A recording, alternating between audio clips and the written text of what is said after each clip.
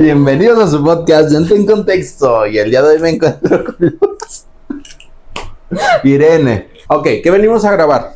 Estoy en un proceso depresivo y venimos a hablar de eso. Y no es mentira, güey. Sí, estoy en un proceso depresivo. Okay. Y desde ahí empezamos. Podemos hablar de la distimia. Okay. Podemos hablar de lo que dice el manual diagnóstico, los criterios que tienes que cumplir, si no mal recuerdo, son entre 6 y 9 para poder ser diagnosticado. Uh-huh. Pero la realidad es que solamente llegamos a ese punto cuando ya estamos a punto de reventar. Soy una persona predispuesta a la depresión. ¿Por qué? Porque ya cuando empezamos a ver molarmente el tema de la depresión, ya nos empezamos a ver de ciertos patrones conductuales que existen mucho en los hombres. ¿A qué me refiero?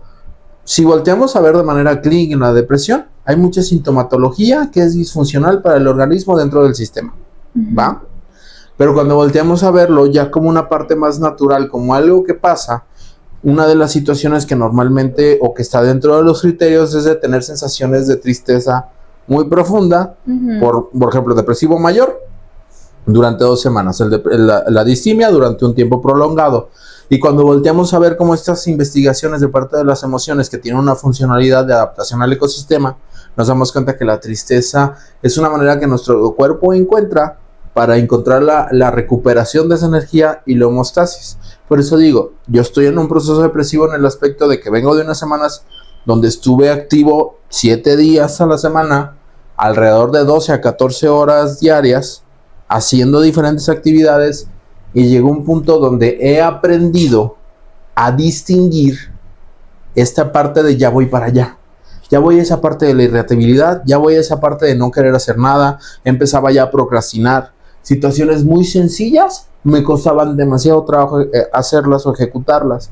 Salir con mi familia me empezaba a generar ese desinterés de puta, ¿para qué? De repente también levantarme, ¿para qué me estoy levantando? Y hago esta retrospectiva cuando ya salgo de este episodio de que en el 2019 me dio horrible, 2019-2020, con la llegada del COVID que se juntó, y me empiezo a dar cuenta que vuelvo a estar ahí.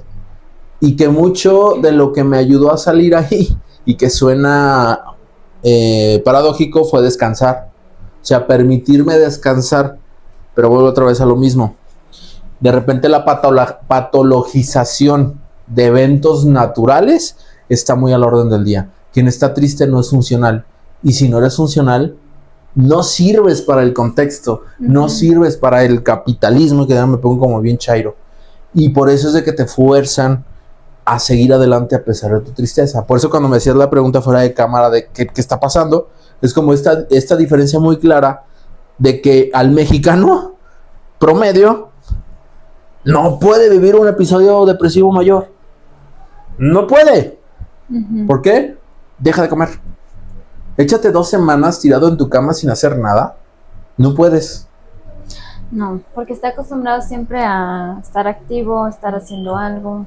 Y déjate acostumbrado, literalmente vivimos al día. Sí. Y al vivir al día no salir a comer, y existen muchas responsabilidades alrededor que te fuerzan a hacerlo de manera automática, que te fuerzan a hacerlo a pesar de que no quieras, a pesar de que no tengas ganas. Porque hay cuentas que pagar que son más ansiosas, que muchas veces tus sensaciones de tristeza o tu sobrepensar, hay familia que alimentar, hay deberes que realizar. Por ejemplo, una persona con un estatus socioeconómico estable, que estamos hablando de muy poco porcentaje a nivel población, sí puede aventarse 2 semanas encerrado en su cuarto sin bañarse. Sí puede, porque su contexto le permite. Pero hay otras situaciones que no, que ves a las personas, a pesar de que tienen un cansancio crónico severo, arriba del pinche camión yendo, tomando ¿qué? Bebidas energetizantes, sedalmer con coca. Y ese tipo de situaciones lo único que hace es generar una deuda más con este proceso natural del cuerpo de sentirte bajoneado, de sentirte triste, de sentirte cansado y obligado por el ecosistema a seguir adelante. Ese es mi cuestionamiento directo al DSM. ¿A qué me refiero? De repente el DSM intenta clasificar a toda costa lo que está pasando o lo que puede ser patológico. También por eso el desprendimiento de esta parte de la psicología, de este manual diagnóstico psiquiátrico, que sí estamos regidos ¿Por qué? Porque de repente hacemos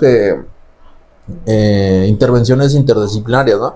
Mandar una carta con efectos legales, donde sí tienes que hacer un diagnóstico porque el sistema sí te lo pide, pero propiamente para el tratamiento, al tener una situación de depresión enfrente de nosotros, según la categoría que tú quieras, un depresivo mayor, un depresivo no especificado, una distimia, podemos llegar al punto donde verlo ya particularmente y darnos cuenta que en realidad también se parece mucho a los trastornos de ansiedad generalizada, porque hay una montaña rusa de situaciones, que siempre lo he puesto así, en donde la ansiedad y la depresión son hermanitas, donde la ansiedad sientes un miedo enorme a lo que puede llegar a pasar, tu cuerpo todo el tiempo está alerta, y tu cuerpo, al estar todo el tiempo en alerta, gasta un chingo de energía, y al gastar un chingo de energía, ¿qué es lo que pasa? Vas a estar cansado. También creo que lo que tú dices de la ansiedad y la depresión son hermanitas. Quiero incluir un hermanito más, que sería el estrés. Porque claro, los tres siempre se relacionan. Y si vamos al DSM, pues siempre los síntomas son los mismos, son similares. Aquí me gustaría agregar un pequeño paréntesis para diferenciar ansiedad de estrés. ¿Cuál es la diferencia entre ansiedad y estrés? Fisiológicamente, si volteamos a ver el individuo, el organismo, vamos a detectar la misma respuesta fisiológica, que es alta tensión muscular. Tu corazón se eleva al máximo permitido, llevando sangre a tus extremidades. Sientes una urgencia por hacer algo, salir o defenderte. Fisiológicamente tienen la misma respuesta. ¿Qué es lo que nos diferencia del estrés y de la ansiedad? El estrés, el evento estresante se encuentra enfrente. Si alguna vez te asaltaron, toco madera y ojalá no, pero mientras que tengas al sujeto adelante, vas a sentir el estrés, el miedo. E incluso el estrés y la ansiedad pueden tener ese mismo combustible, vamos a ponerlo así, que es el miedo. Entonces, frente al evento estresante sientes estrés. El evento estresante se va y el estrés disminuye. Ese es el estrés. A diferencia con la ansiedad, que en este mismo caso que puse te asaltaron el día de ayer y hoy tienes miedo de que te vuelvan a asaltar, tu cuerpo vuelve a tener esa misma reacción, pero no frente al evento estresor, sino frente a un detonante privado. ¿Qué es un detonante privado? Probablemente un pensamiento, un olor o incluso una sensación de decir, puta, güey, puedo volverme a ver vulnerable allá afuera. Entonces, la diferencia prácticamente entre el estrés y la ansiedad es como esta parte de tenerlo presente y no tenerlo presente. Porque si viene a abonar a esta parte de la depresión, ¿por qué? Porque bien puedes tener estrés de tu trabajo. Y el estrés está enfrente. ¿Cuál es el estrés? Tu pinche jefe. Y tu pinche jefe te está pide cosas, pide. Y aparte de que te pide cosas, no tiene... el sueldo no es bueno. Vamos a ponerlo así. Entonces también tienes un estrés donde falta economía. Y aparte se hacen procesos de ansiedad, por ejemplo, que tienes problemas de pareja. Sí, una acumulación de diferentes detonantes o diferentes estresores. ¿Y qué va a pasar con tu cuerpo? Va a entrar en shock, se va a estresar, ¡pum! Va a colapsar. Igual otra vez a lo mismo. A quien patologiza la depresión es este mismo sistema que te lleva a la depresión. Porque es como ya no puedes ir a trabajar porque no tienes ganas. O muchas veces, por ejemplo, en el tema de la ansiedad, la única respuesta lógica de tu cuerpo en el aspecto de la única disponible es llorar. Llorar a lágrimas. Y a mí me tocó muchas veces en mi trabajo, antes de estar como terapeuta en el recursos humanos, que de repente tenía compañeras, y que esto se da un poquito más en mujeres, porque el hombre tiene como otros escapes raros, pero de repente a medio turno le tocaba ir que se fueran al baño a llorar, y era esta parte de tanto era el estrés, que era la única manera en que podían regularlo, y que eran juzgados por ese tipo de situaciones. Es que tú no puedes con eso, porque ve cualquier pesito más y vas y lloras. O sea, y nosotros los hombres, ¿cómo lo desfogábamos? Pues saliendo a fumar, ¿no? En ese tiempo que veía esa situación en una de mis compañeras, pues la realidad es que yo también estaba muy irritable. Ya estaba en ese proceso depresivo, donde me pedían cualquier cosa y yo como cerillito en corto era muy irritable, y claro que empecé a tener problemas con el contexto. Vuelvo otra vez a esta parte donde ese mismo ecosistema, esa misma situación que te llevó o te orilló a tener estos procesos depresivos, son los mismos que te juzgan por tener estos procesos depresivos. Pero vamos a ver tus apuntes, te late. Y vamos desencadenando cada uno de ellos para más o menos, tener una estructura también sirve. ¿Vea? Sí. ¿Vea que sí? Pues es que lo que yo te decía al inicio de hablar de distimia es un poquito complicado por el tema de que estamos hablando también de depresión mayor y que tú acabas de decir que el mexicano no puede estar depresivo, pero sí distímico.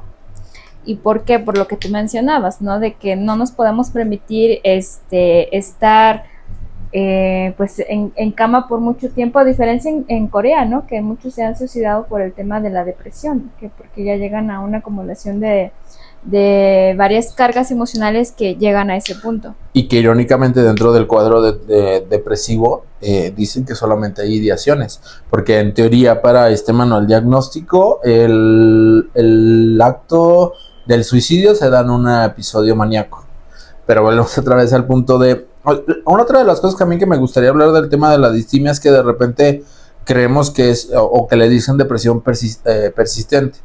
Probablemente también te esté muy moldeada por el discurso de la persona. ¿A qué me refiero por el discurso de la persona? Sí puede haber esta parte donde durante 2 años no tuviste ganas de hacer absolutamente nada, pero también hay partes donde existen como periodos donde sí tuviste procesos depresivos y luego se fueron. Procesos depresivos y luego se fueron, hasta que llegó un punto donde fue insostenible, porque al fin del día estoy hablando de recuperar energía. Cuando estamos más grandes es más difícil recuperar energía, es más difícil cuidar esa parte. Esto no quiere decir, por ejemplo, que los adolescentes no tengan procesos depresivos. En realidad es sumamente normal y, por ejemplo, en ese tipo de cosas es mucho más común tener un diagnóstico del trastorno depresivo mayor, porque los adolescentes sí pueden pasar todo el día encerrado en sus casas. Al punto especial que quería llegar es de que este tipo de categorización de repente para el tratamiento no nos es tan funcional, porque también una de las cosas que yo he escuchado de la distimia o del trastorno depresivo persistente de parte de los psiquiatras es: no se puede curar. Tienes que tomar este medicamento porque no se puede curar.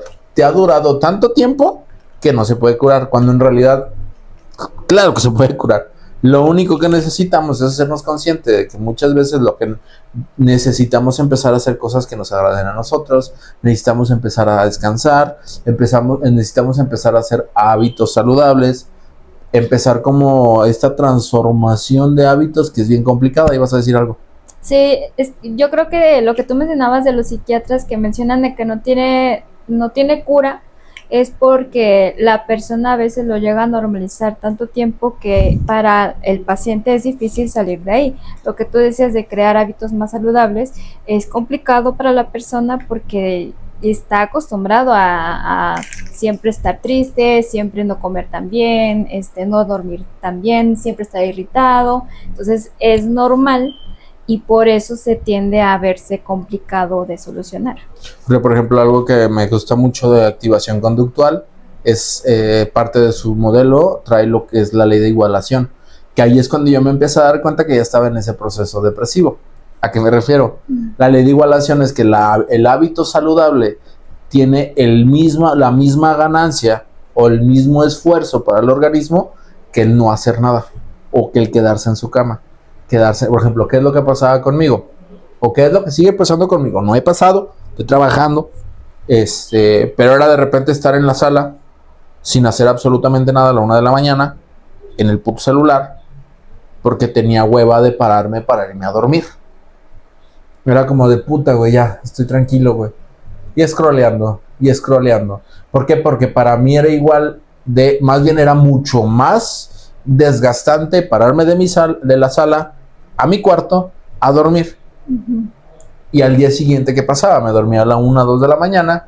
Al día siguiente levántate a las 6, 6:30, peleate con tu esposa porque resulta que te levantaste tarde. Entonces ya empiezas con un ritmo de vida súper acelerado que otra vez en la noche El único momento que encontraba yo para descansar de esta manera automática era estar en la sala tirado. Solamente, y a veces te lo juro que era nomás viendo así al horizonte.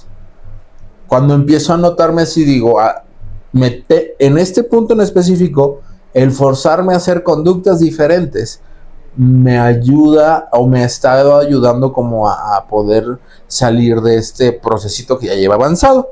En esta parte de decir, güey, pues tú estás aquí valiendo verga y literalmente sin pensarlo. Te paras y te vas. El hecho de empezar a sacar esa hora a mi perro, el hecho de empezar a dejar de hacer ciertas cosas y sobre todo, lo que siempre me lleva a estos temas de sobreexigencia, el no permitirme descansar. Muchas veces, y esa es una cosa bien paradójica, porque el no permitirte descansar de repente es complicado en el aspecto de que no estás haciendo nada, pero tampoco estás descansando. Exacto. No sé si te ha pasado. Sí. Que para los terceros la persona no está haciendo nada. Para los terceros lo ves sin hacer nada. Pero en realidad existe una rumia imparable que te está generando una sobrecarga. Porque vuelvo otra vez al mismo, el ejemplo que me gusta como poner como equivalente es de que el 80% de la glucosa se lo lleva el cerebro. Entonces el estar pensando es estar gastando energías.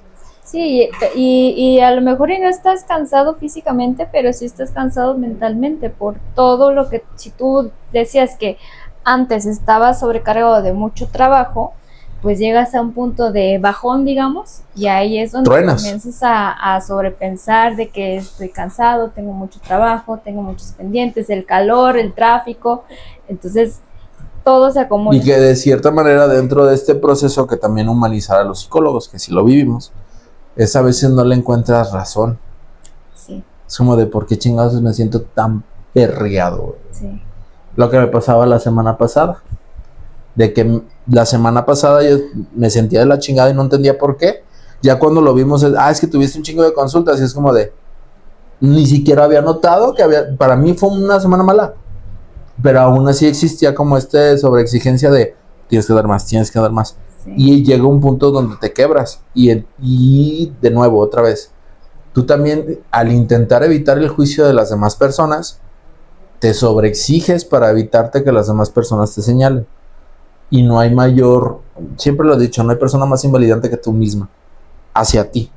Como en esta parte, güey, no estás haciendo nada, güey. O el meme, güey, de tranquilo, estoy trabajando en algo, no veo nada, no estás haciendo nada. Y que de repente con nosotros somos los mismos verdugos, pues sí vamos a encontrar este tipo de situaciones bien complicadas de salir. Sí. Porque no es tan fácil identificarlo. Aunque tengas el bagaje cultural, muchas veces este tipo de dinámicas te van capturando. ¿Por qué? Porque también vengo de una historia de aprendizaje donde así se maneja, pues. O sea, yo volteo a ver a mi jefe y de repente me dice, hijo, no sé por qué estoy tan cansado. Y yo, ¡ja! Yo sí sé, papá. Te estás sobreexigiendo, culero. ¿Cómo ves? Oye, este tipo de cosas de que no puede parar, nunca ha podido parar. Sí, y aparte también por a lo mejor la etiqueta que le da a la persona, ¿no? Porque, por ejemplo, en las familias, si tienen a un hijo que es responsable y comprometido, el día que no lo es, entonces ya ahí se genera a lo mejor una culpa de por qué no estoy siendo productivo o por qué no estoy cumpliendo la expectativa de mi papá. Y que justo, por ejemplo, ahorita estaba hablando con eso con otra colega, que me decía, es que me encantaría ser señora de las lomas. Le dije, estaría padre, ¿no? ¿Qué me refiero con señora de las lomas? No estar haciendo nada, estar sentada. Pero me dice, pero me volvería loca. Le digo, no necesariamente. Una persona que tiene ese estatus económico sí hace de actividades. Uh-huh. Sin embargo, nosotros como clase media, baja, si no es que pobre, trabajadora, sí estamos condicionados incluso a vernos como flojos si no salimos adelante. Uh-huh. Cuando en realidad, güey, pues no mames, güey, con un pinche sueldito tengo que mantener así.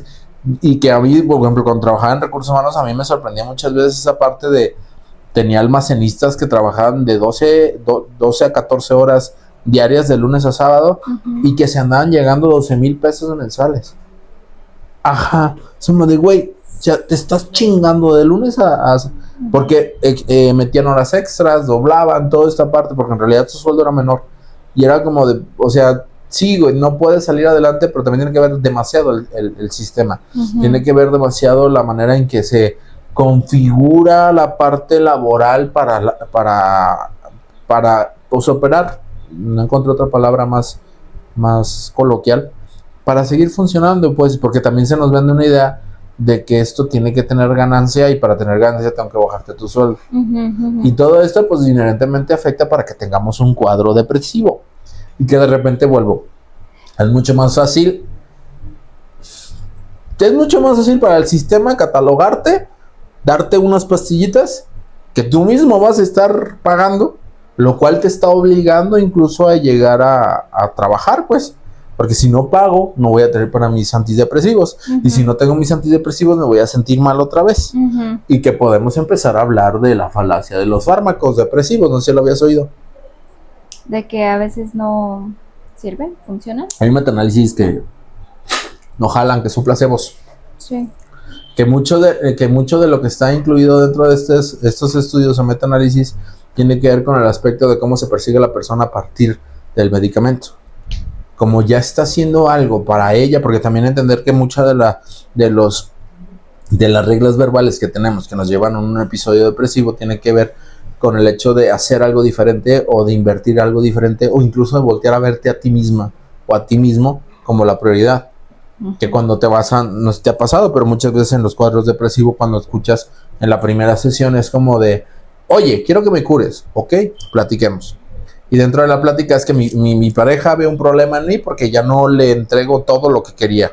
Mis hijos todo el tiempo me tienen ahí y necesitan que esté solventando todas las actividades. En mi trabajo soy una pieza clave y que todo el tiempo me están pidiendo un chingo de cosas. Llego a la casa, y aquí ya voy a poner género, llego a la casa, soy una mujer trabajadora con hijos y con un esposo y se me piden todavía los labores de la casa, lavar, acomodar. Y es como de, bro, o sea, como no piensas estar en un proceso depresivo. Y eso que tú mencionas de los fármacos, bueno, me ha pasado que llegan personas queriendo ya irse directamente a tomar medicamento, cuando todavía ni se esperan a ver qué le dice el psicólogo. Y a lo mejor también por eso de que creen que el medicamento va a ser la única solución sin antes primero averiguar. Es que sí existe algo como de ser más efectivo, porque no te voy a mentir, o sea, sacar a alguien de un proceso depresivo sí es duro y dale, sí es como estar muy presente, como decir, oye, es que no puedo, yo sé que piensas que no puedes, es que no tengo ganas, yo sé que piensas que no, yo sé que no tienes ganas, pero no las necesitamos, órale, párese, solamente haga eso. Sí es difícil y muchas veces también está, porque también no sé si has visto la terapia con electroshock. Ya la hicieron portátil. ¿Cómo? Sí, es un como casco, que no es casco, es como un elástico que te pones, que si no mal recuerdo, trae el chupete aquí y trae acá el chupete. Y te manda señales eléctricas con la intención de activar el estado de vigilia. Pero el problema vuelve otra vez y bueno, pues me voy a escuchar fachero, lo que quieras. Lo que yo veo mucho del problema de la psiquiatría es de que está muy homologada con el sistema. ¿A qué me refiero que está muy homologada con el sistema? Funcionan de cierta manera para ser dependientes de producciones, de que tú estés generando esta compra como de, a ver, veamos qué es lo que me va a sacar de la depresión. Sí, güey, tienes algo que te da toques, que te da en ciertos lugares de tu cerebro y te ayuda a activar tu estado de vigilia. ¿Qué quiere decir que va a ayudar a activar tu estado de vigilia? De que te vas a levantar de la cama, de que vas a empezar a hacer cosas. Pero, ¿qué va incluido con eso? Tus pilas, el aparato, el medicamento, el consumir. Y si recordamos la primera parte del podcast, ¿qué es lo que produce puntualmente en México la depresión? Estas ganas intensas de producir, de generar el capital, de que no te puedes estar triste, de que no te puedes parar. Entonces, de cierta manera, es ese círculo y que en realidad cuando volteamos a ver la salud mental, el problema más grande que se tiene en Estados Unidos es la sobremedicación. Cualquier malestar, medicina. Y que incluso a nivel México tenemos un problema, por ejemplo, con los antibióticos. Porque la gente todo toma, porque tu cuerpo genera resistencia a esos fármacos. Y al generar resistencia a esos fármacos, se generan estos problemas más severos, porque literalmente podemos llegar a caer en una dependencia del fármaco para poder salir adelante, porque si bien pueden tener efectos placebos en la depresión, no tienen efectos placebos, o sí tienen un efecto directo sobre el funcionamiento neuronal de la persona. O sea, si hay una reactivación, si hay una recapturación de proteínas a nivel celular, si existe ese movimiento biológico que produce el fármaco, o en el caso, por ejemplo, de los toques, sí existe un efecto de... El tema es que, o en su momento también, ya estoy metiendo otras cosas, la UDG, chingas madre, en esta parte alguna vez fui a un congreso de neurociencias de la UDG, y separaban los neurocientíficos, neuropsicólogos, con sus estudios, y en varias situaciones yo cuestioné cómo, o sea, en conclusión es, el organismo cambia una vez que se introduce un estímulo del exterior. Por ejemplo, nos estaban dando lo del apego, de cómo el apego repercute directamente en las adicciones, y nos estaban como llevando a esta parte de la terapia de MDR, y que esta terapia de MDR estaba sustentada en neurociencias, y dentro de las neurociencias buscaban esta parte de cómo el apego funcionaba en nuestro cerebro. Llegábamos a ese punto donde nos decían que experimentaron con roedores. Un roedor que era monógamo y otro roedor que era polígamo. O sea, que era poliamoroso, pues. Tiene un nombre específico, se me está olvidando, pero bueno. El caso de que al monógamo se le inyectaba en el cerebro otra sustancia y ya no se hacía monógamo. Y al poliamoroso se le inyectaba una sustancia y se hacía monógamo. Y era como entonces el pedo está afuera. O sea, el estímulo viene de fuera, y que venimos otra vez a este punto tiene que ver, la depresión y la ansiedad tiene que ver con modelos, más bien mecanismos de defensa del ser humano ante el ecosistema. Nosotros en un proceso natural de ansiedad nos estamos protegiendo hacia el ecosistema, nos sentimos amenazados. En la depresión, pues esta parte de, necesito descansar, que no sea normalizado a nivel sociedad. Y ya volteamos a verlo sumamente patológico. Porque no recuerdo si le he contado. Alguna vez en una de las brigadas que hacía con la UDG, ahora sí los amo, hace rato lo chingan a su madre, por eso las neurociencias, ahorita sí es esto por la parte de ser serviciales hacia las comunidades más afectadas. Llegó un señor, y en todo su discurso, para no hacer el cuento largo, eran brigadas donde llegábamos a comunidades necesitadas, y dentro de estas comunidades necesitadas se les daban atención de salud, médica, odontológica, psicológica, legal, o sea, como toda esta parte como más comunitaria, más humanizada. Y llegó esta persona y me empieza a comentar, ¿sabes qué? Es que yo ya estoy harto de esta enfermedad. ¿Cuál enfermedad? Esta enfermedad que me aqueja. Esta enfermedad que no me hace no querer hacer nada, esta enfermedad que me hace sentir que todo va a salir mal, esta enfermedad que todo el tiempo tengo miedo. Wow, ¿de qué enfermedad hablas? Ansiedad y depresión. Ok, ¿cómo sabes que es una enfermedad? Me la diagnosticaron en un centro de salud. Me dieron los medicamentos que me tenía que estar tomando, pero me quedé sin dinero. Hasta ahí uno diría, a ver, ok, tiene un diagnóstico de depresión, tiene un diagnóstico de ansiedad, vamos explorando un poquito más, a ver, platícame más. Pues ya cuando platico con él,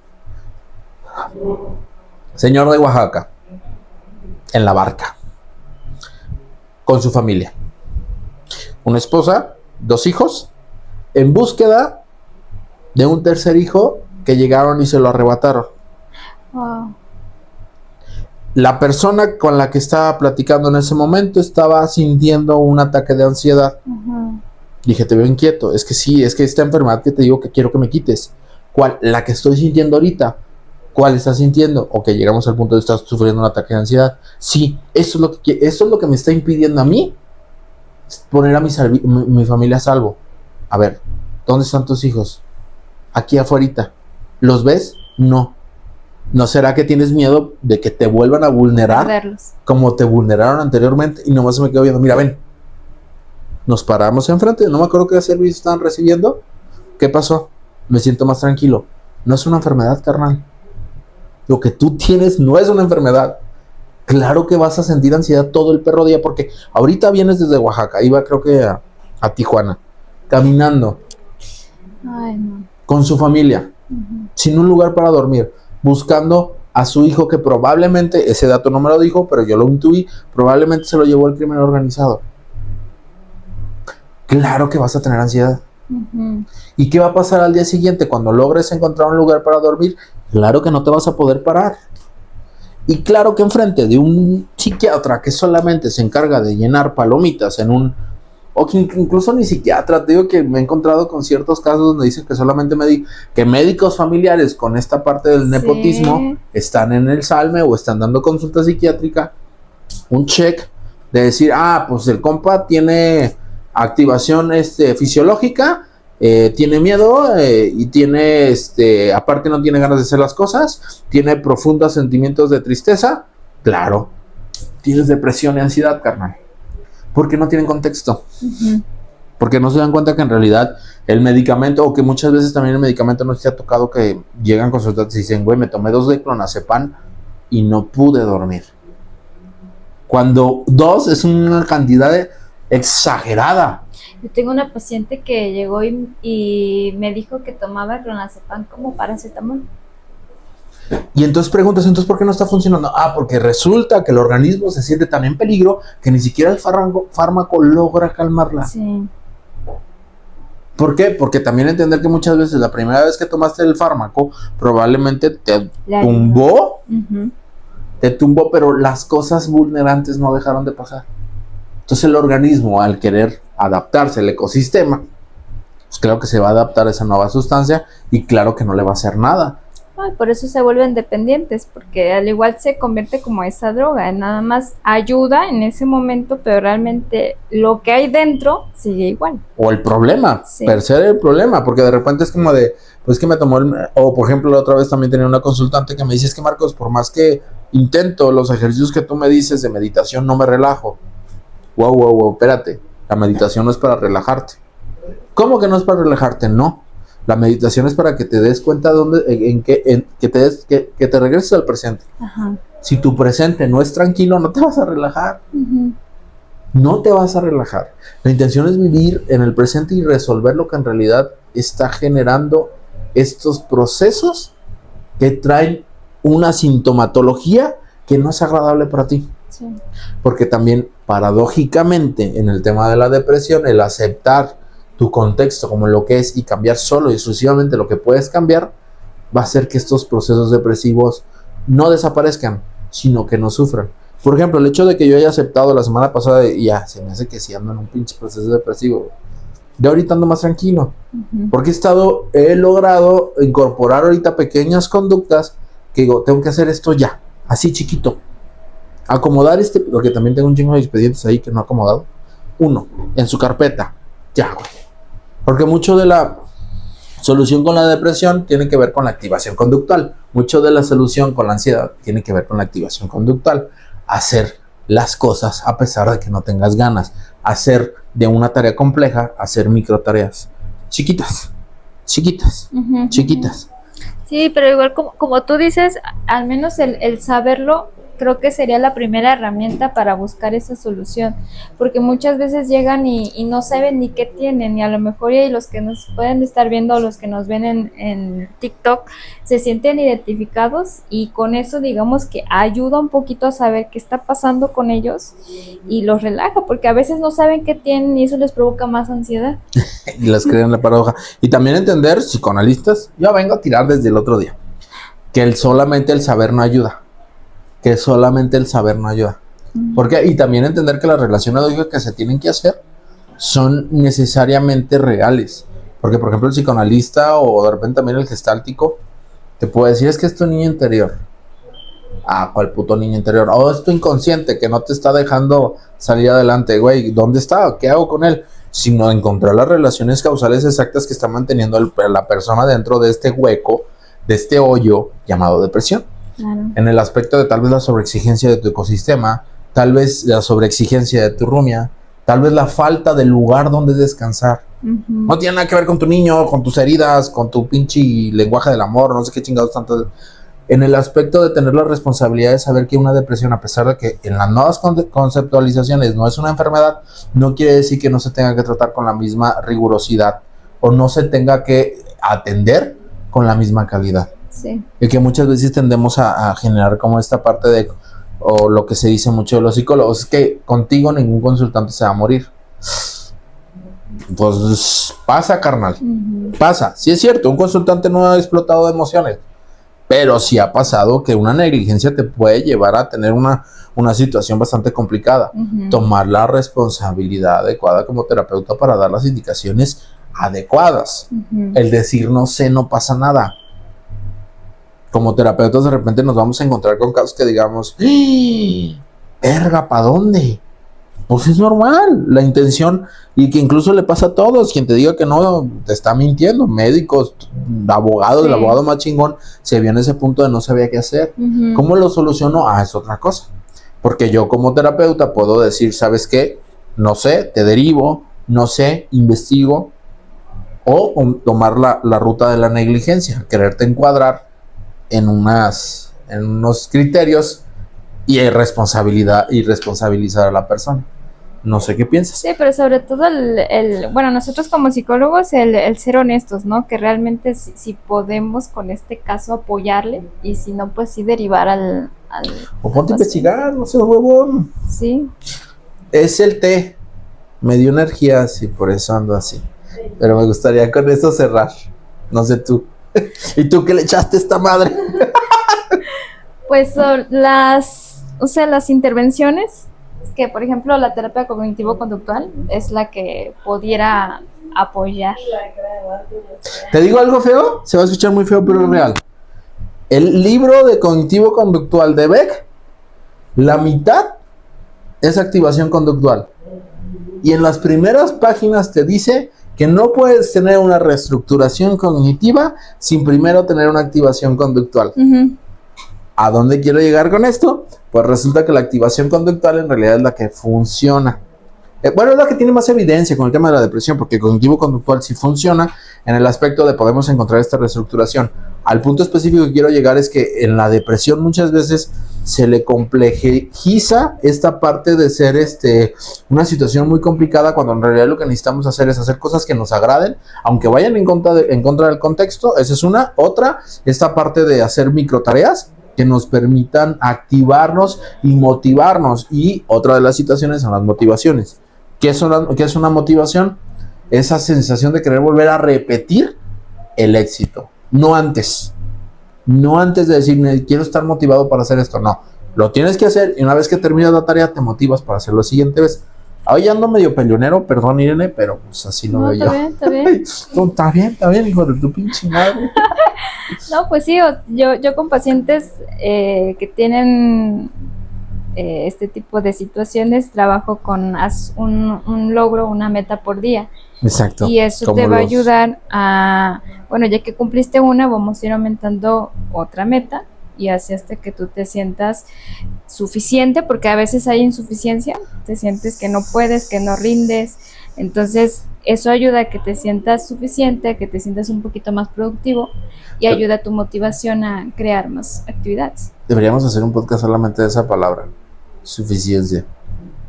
Pero bueno, lo vamos a dejar para otro episodio. Nos vemos. Bye.